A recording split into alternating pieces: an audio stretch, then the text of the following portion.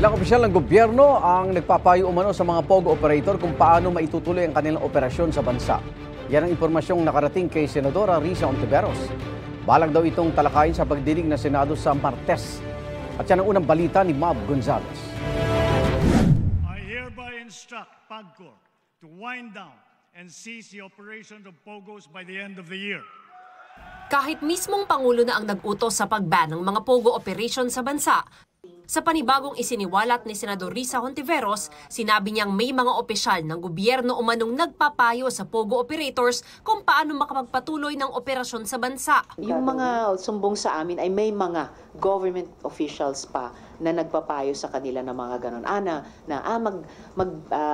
Bago na lang kayo ng forma, at least legally, bilang mga simpleng BPOs lamang. Sa ngayon, wala pa raw ibinigay na pangalan sa tanggapan ng senadora. Pero isinapubliko na raw niya ito para kung totoo, tumigil na sila. Obstruction of justice ba yan?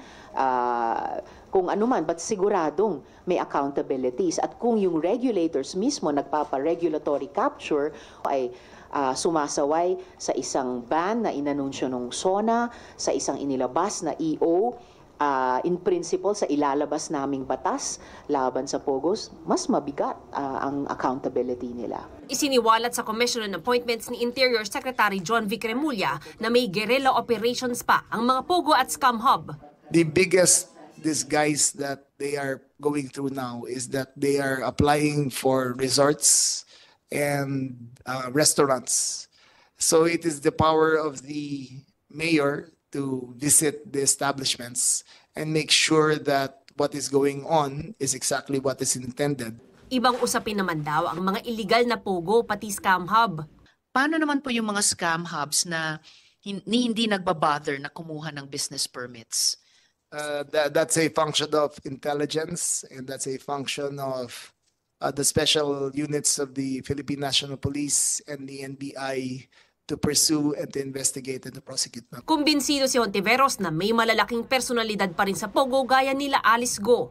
May big fish pa rin. At itong mga big fish ay nagpapatunay na yung mga POGO hubs ay hindi mga stand-alone operations tulad ng napatunayan na yung ugnayan ng Bamban POGO Hub sa Porac POGO Hub. So yung tanong na sino o sino-sino ang mga big fish ay live question pa rin. May bagong impormasyon ding nakarating kay Hontiveros ukol sa mga Chinese spy sa Pilipinas sa pamamagitan umano ng POGOs. Isa raw ito sa mga tatalakayin sa huling pagdinig ng Senado ukol sa POGO sa darating na Martes.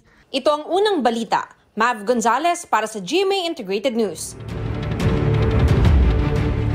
Igan, mauna ka sa mga balita, mag-subscribe na sa GMA Integrated News sa YouTube para sa iba't ibang ulat sa ating bansa.